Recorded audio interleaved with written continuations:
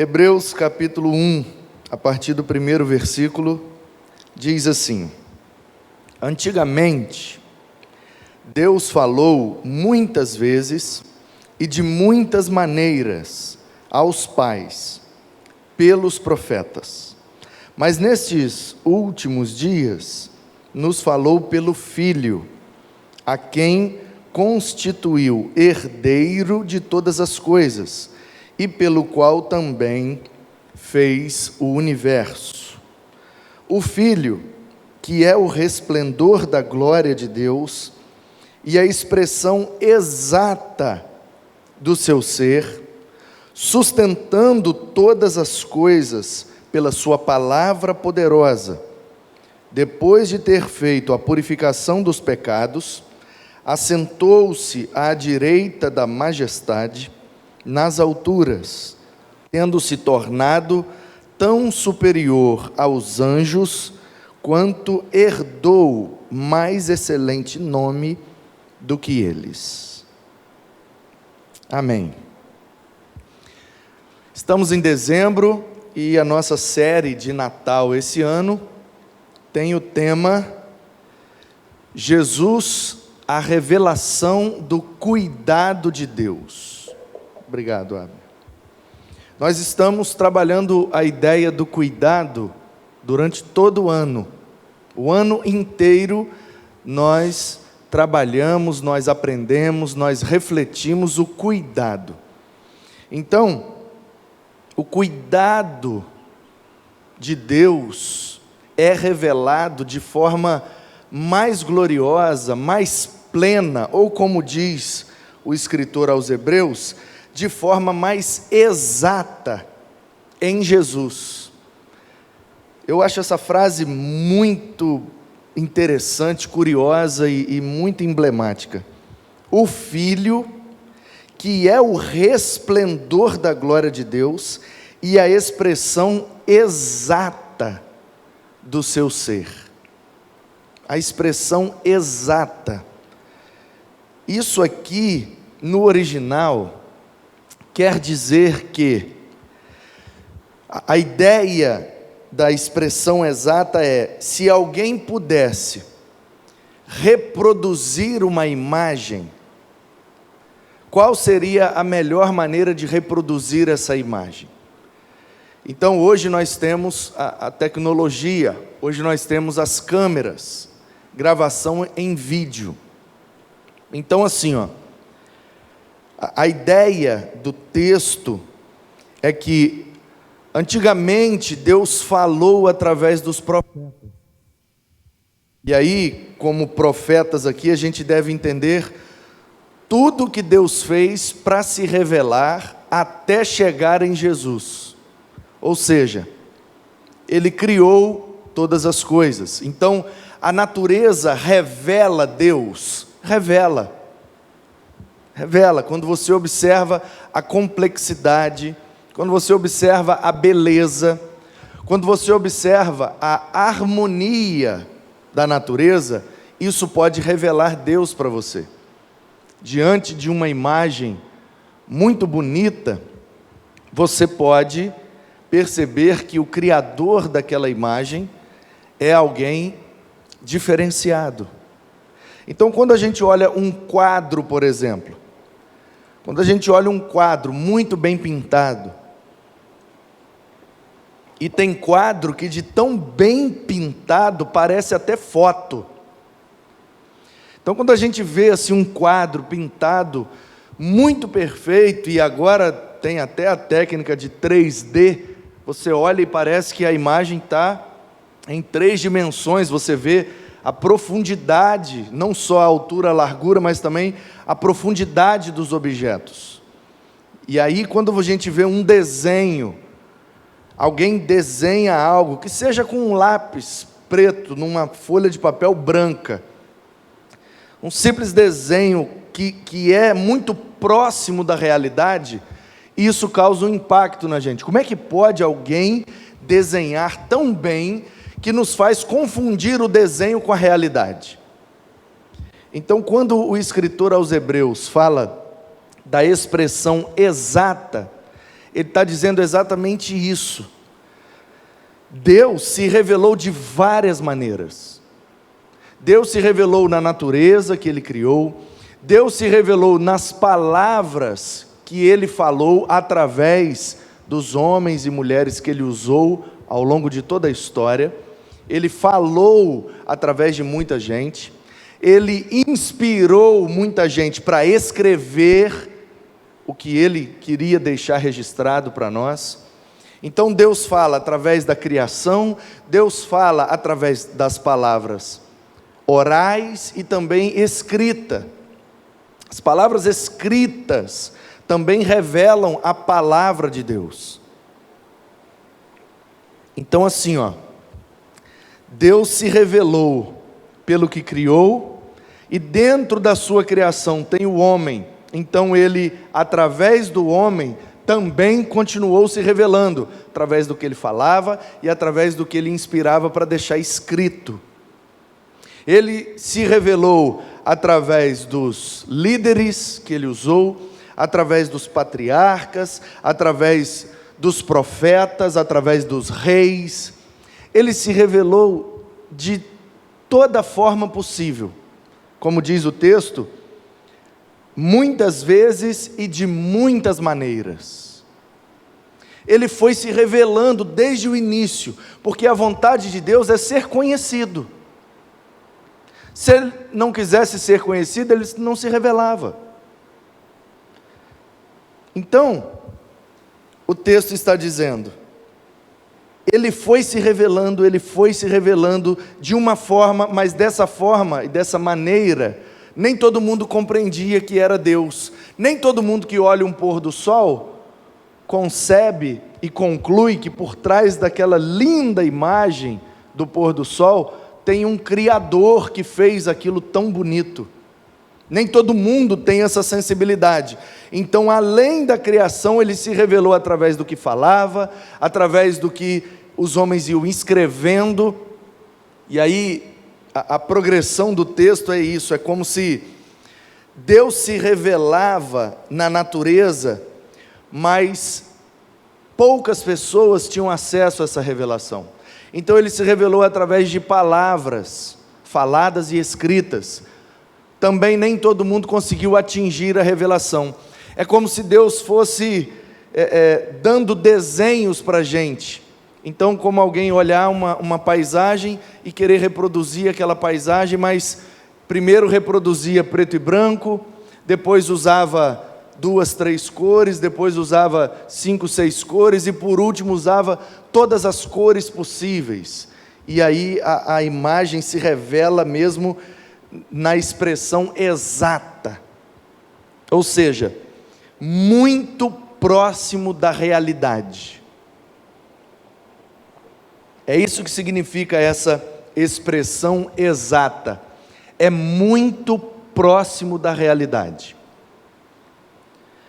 E às vezes, eu não sei se acontece com vocês, mas às vezes, eu tiro foto de algumas coisas,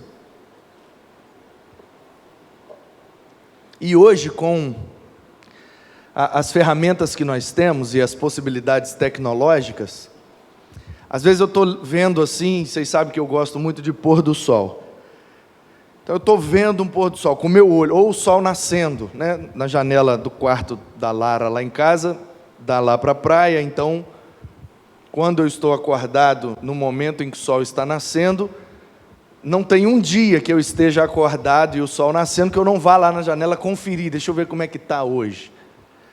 Nem todo dia está tão bonito, mas no dia que está bonito eu registro, eu tiro uma foto e tal. E já aconteceu comigo de eu tirar uma foto e olhar a paisagem, o nascer ou o pôr do sol, e olhar a foto, e olhar a paisagem, olhar a foto, e às vezes a foto fica mais bonita do que a imagem real. Não sei se já aconteceu com você, eu não sei o que é que tem nesses celulares novos, nessas câmeras, mas tem situações em que o registro da imagem é mais bonito que a própria imagem. E é essa a ideia que o escritor de Hebreus quer passar. Porque Hebreus, irmãos, não é uma epístola em sua essência. Os alunos do Instituto Bíblico Guaranhuns já estudaram isso, já introduzimos todos os livros da Bíblia. Então, para você que tem interesse em aprender mais de todos os livros, está aí no nosso canal no YouTube, uma playlist Instituto Bíblico Guaranhuns. 27 aulas já estão disponíveis. Todos os livros da Bíblia e as primeiras aulas de teologia sistemática. Paramos por causa da pandemia, daqui a pouco a gente volta e dá sequência ao curso.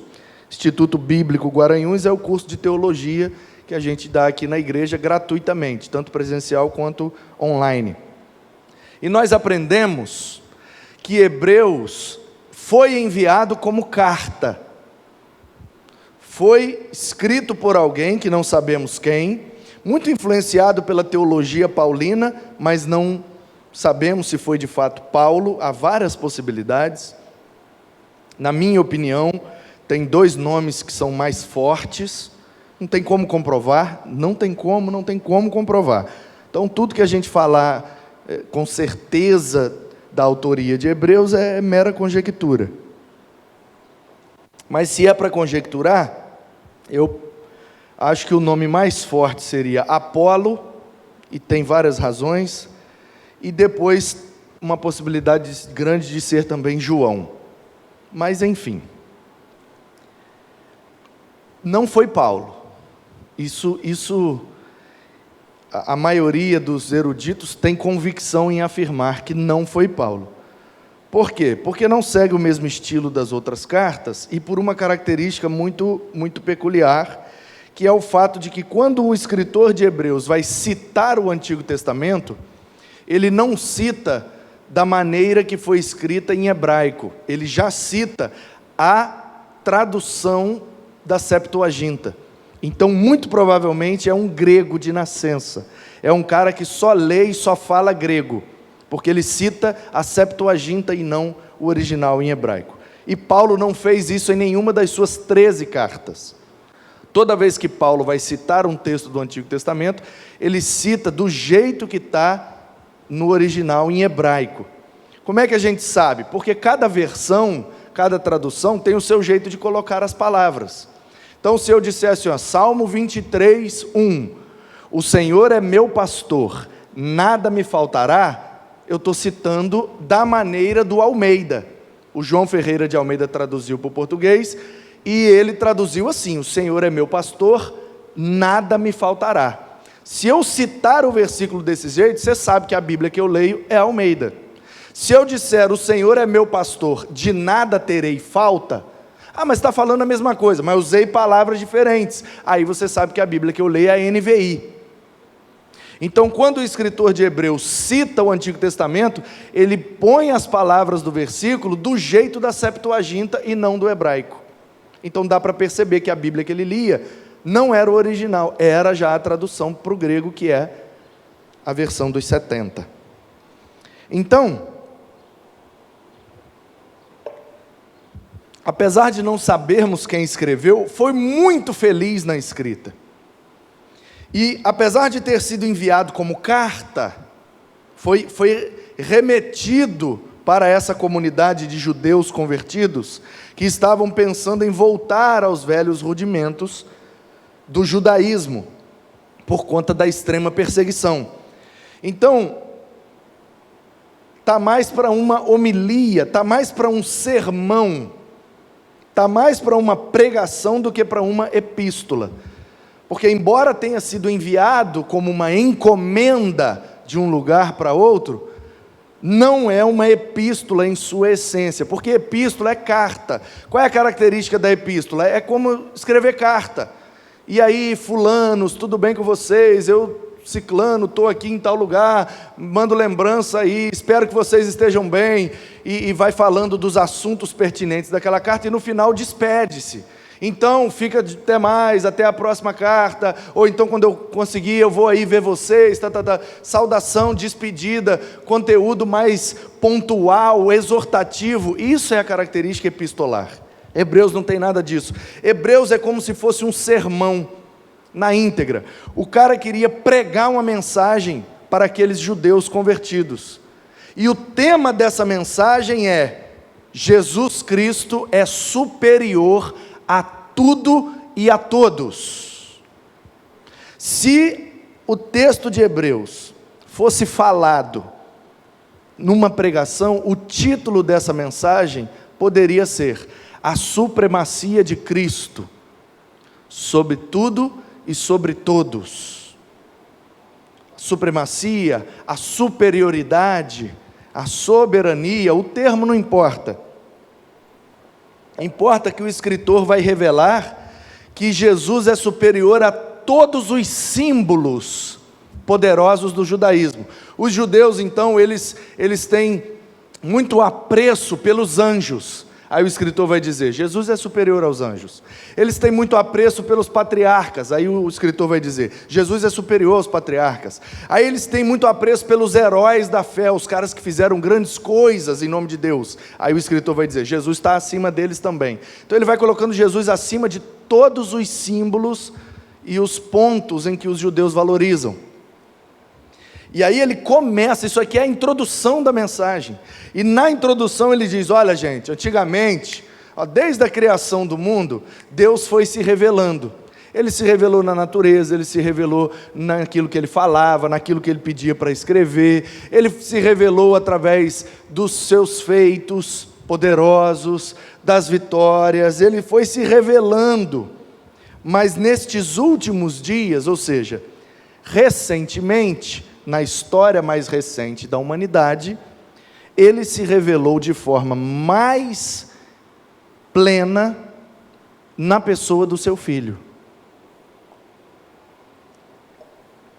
E o Filho, que é a expressão exata do seu ser, sustentando todas as coisas pela sua palavra, depois de ter purificado os nossos pecados pela sua morte, assentou-se à direita da majestade, pela sua ressurreição, tendo se tornado tão superior aos anjos, e herdou um nome mais excelente. Então a introdução da mensagem, que vai pregar que Jesus está acima de tudo e de todos, está dizendo assim: olha, Deus se revelou, Deus revelou o seu cuidado, desde o início. Quando Deus cria esse planeta, Ele está revelando o seu cuidado. Porque tudo que nós precisamos para sobreviver e viver está disponível no planeta. Ele colocou para nós oxigênio, água, alimento, etc, etc, etc. Inclusive, todas as substâncias que precisamos para amenizar nossas dores e nossas enfermidades também estão na natureza. Então Deus deu a vocês o seu cuidado, de vocês terem como nascer, crescer, reproduzirem e morrer da melhor maneira possível. Não tem como mais ser perfeito, porque pecaram, mas vai ser o melhor possível, dentro das limitações do pecado. Nosso Deus, que bênção, hein? Olha como Deus cuida da gente. Ele fez o planeta com tudo que a gente precisa. Mas nem todos têm essa consciência, nem todos têm essa percepção. Não é todo mundo que senta diante de um prato de comida e tem a sensibilidade de agradecer a Deus por aquele sustento, porque aquilo veio da natureza, e veio porque Deus deu condição de vir. A terra, as sementes, as espécies. Então, percebe que Deus se revelando, Deus revelando o seu cuidado através do planeta e com tudo que Ele colocou para cuidar de nós, poderia ser suficiente, mas nem todo mundo alcançou a sensibilidade para concluir: olha, um prato de arroz com feijão na minha frente é a revelação do cuidado de Deus. Quem dera, a impressão que eu tenho, quando o escritor dos Hebreus introduz esse sermão dessa forma, a impressão que eu tenho é que ele está querendo dizer assim: olha, se todos os seres humanos tivessem sensibilidade para perceber o cuidado de Deus na sua criação, ele não precisava nem ter falado, nem ter escrito, nem ter encarnado para a gente percebê-lo. Todo mundo já tinha percebido. Mas como nem todo mundo consegue perceber que Deus cuida da gente o tempo todo, então ele precisou falar, ele precisou deixar escrito, e ainda assim tem muita gente que não conseguia perceber, então ele precisou descer e vir aqui para conversar com a gente, para ver se a gente entendia, e mesmo assim ainda tem gente que não entende. Ele veio para os seus, e os seus não o receberam, mas todos quantos o receberam, ele deu-nos o direito de sermos feitos filhos de Deus. Portanto, Jesus é o Filho de Deus, que veio a este mundo para revelar de maneira exata quem é Deus e o cuidado que Ele tem por nós. Porque aquele que não poupou o seu próprio Filho, como nos privaria de alguma coisa? Se Ele deu o seu Filho para cuidar de nós, para que nós pudéssemos ter os pecados perdoados, e ir com Ele, como Ele está assentado à destra do Pai, nós também estarmos lá diante do Pai, do Filho e do Espírito, por toda a eternidade. Então, queridos, Jesus é a revelação exata do cuidado de Deus. O Jonas, que é das exatas, pode ter mais facilidade em entender essa ilustração. Quando você vai fazer uma conta, Jonas, você tem lá um emaranhado de números, potência, multiplicação, divisão, entre parênteses, colchete, aquela loucura toda. Aí tem um X lá no meio daquele monte de número tem um X, descubra o valor do X. Misericórdia, eu não sei nem por onde começar. Mas quem é de exatas e sabe fazer conta, eu não sei o Jonas, eu que não sou muito de exatas, eu nunca tive dificuldade, mas também nunca tive muito apreço.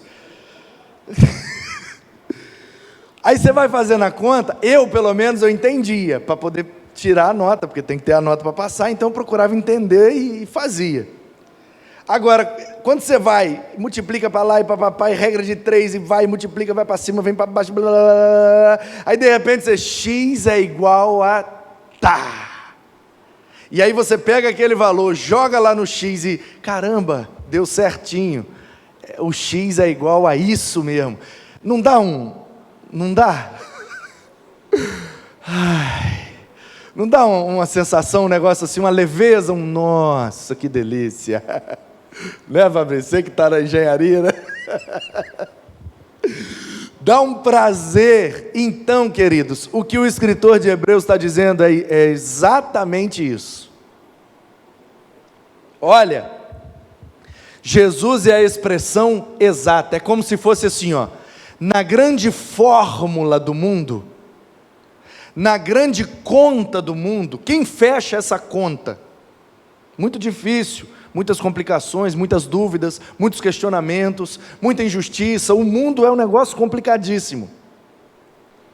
Então é como se Deus dissesse assim, olha, eu fui ensinando para vocês uma continha de somar, depois eu ensinei uma continha de diminuir, depois eu ensinei a multiplicar, depois eu ensinei a dividir, depois eu fui ensinando, então é como se fosse assim, ó, Deus foi ensinando matemática para a gente, desde a continha mais fácil, até chegar naquela conta extremamente difícil, onde a gente deveria achar o valor do X, e quando a gente terminou a conta, a gente descobriu que o X é Jesus. Ou seja, não importa qual é a dúvida, não importa qual é o questionamento, não importa qual é a complexidade do problema, Jesus sempre vai se apresentar como a solução. Ele é sempre a resposta certa. Então o escritor está dizendo, olha, se tivéssemos que fazer uma conta, se temos que falar de exatidão, então Jesus é a revelação exata de Deus. Tudo que Deus quer para você, tudo que Deus quer por você, tudo que Deus quer em você, tudo que Deus quer através de você e apesar de você, está em Cristo. Senhor, o que eu faço nessa situação? O que Jesus faria? A resposta exata é o que você tem que fazer. O que eu faço diante disto? O que Jesus faria. Deixa eu ver. Jesus faria isso, então é isso. Exatamente o que você tem que fazer. Percebe, irmãos? Ele é a revelação exata de Deus. Não importa a dúvida, não importa o questionamento, não importa a crise. Qual é a sua dificuldade? Olhe para Jesus, e Ele será a resposta exata para o problema que está diante de você, seja qual for. Qual for. Ah, pastor, mas eu estou com um problema no meu casamento. Como é que eu vou olhar para Jesus? Porque Jesus nunca foi casado. Então como é que eu vou aprender com Jesus a como ser marido? Ora, é simples. Se você for um ser humano igual a Jesus, consequentemente você será um bom marido. Sim ou não? Ah, pastor, meu problema é com meu marido. Como é que eu vou aprender com Jesus a como ser uma esposa boa? Olha, imite a Jesus em tudo e consequentemente você será uma boa esposa. Ah, eu quero ser um bom funcionário. Imite a Jesus e consequentemente você será um bom funcionário. Porque Ele é a revelação exata de Deus. O que você precisar, não importa o que for, olhe para Jesus.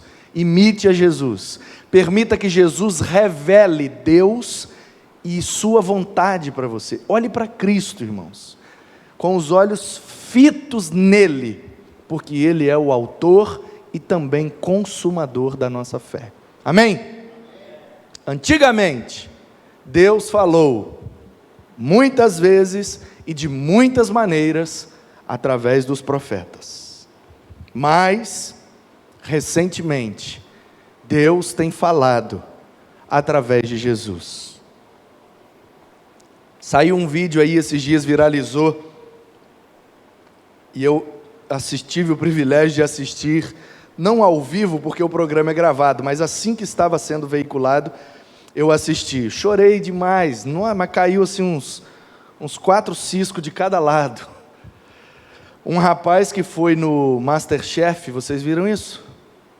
O cara foi no MasterChef, ele é de São Paulo, e aí, por que você gosta de cozinhar? Ele falou, eu gosto de cozinhar, porque cozinhar é relacionamento, cozinhar é amizade, nananã. E aí, porque eu fui fazer um trabalho social, e tal, e aí eu fui morar numa casa, e eu moro na casa com um monte de gente, e eu cozinho para todos eles, e assim eu revelo o amor de Deus por eles e tal, e uma pregação sem homilética, uma coisa linda, ficou todo mundo, até aquele jurado que é bruto, um é mais bruto, o outro é mais ignorante, né? O Jacan é mais ignorante, né? Francês, todo, o jeito dele, e aquele outro Fogaça, né? É mais bruto, o cara todo tatuado, canta rock, o cara paulistão daqueles bruto. Rapaz, até eles ficaram assim, destruídos, com os olhos cheios de lágrimas, ouvindo o cara falar, e o cara na televisão, aberta, dando um testemunho, como se estivesse aqui no púlpito de uma igreja, e ninguém cortou o que o cara falou, e pelo contrário, a televisão ainda usou aquilo para promover ainda mais o programa. E o que é que o menino falou ali, gente? Ele falou o seguinte, se eu fosse Jesus, era isso que eu faria. E aí ele ainda falou um negócio que me ensinou ainda. O cara, de maneira simples, com a vivência, ele disse, não, porque Jesus, quando queria despedir dos amigos, ele fez uma janta. E aí ele ilustrou a ceia como uma comida que Jesus preparou para os seus amigos para criar laços afetivos com ele. E a gente faz isso até hoje em memória dele. Cara, pelo amor de Deus, dá um Oscar para esse menino. Percebe, irmãos? Ele não falou da natureza, ele não usou termos técnicos, ele não fez nenhuma conta mirabolante, ele não ficou defendendo uma tese, simplesmente ele falou: olha, eu fiz o que Jesus faria. E todo mundo concluiu: e não é que ele está certo? Você pode até não querer ter a fé dele, você pode até não querer frequentar onde ele frequenta, você pode até não querer acreditar no Deus dele, mas você não tem como dizer que ele está errado, e que não é bom o que ele está fazendo. É aquela ideia, pega-se mais moscas com uma gota de mel do que com um barril de vinagre. Ao invés da gente ficar batendo naquilo que está errado, por que a gente não fala do que a gente faz, se o que a gente faz é certo? É simples, é só olhar para Jesus e responder diariamente a essa pergunta: o que Jesus faria? Se Ele é a revelação exata do cuidado de Deus, fazendo o que Ele faria, eu também serei a exatidão de Deus para qualquer problema desse mundo. Que assim seja, na minha, na sua, nas nossas vidas, para a glória de Deus. Que sejamos, como filhos de Deus, imitadores de Cristo, para revelar exatamente o cuidado de Deus.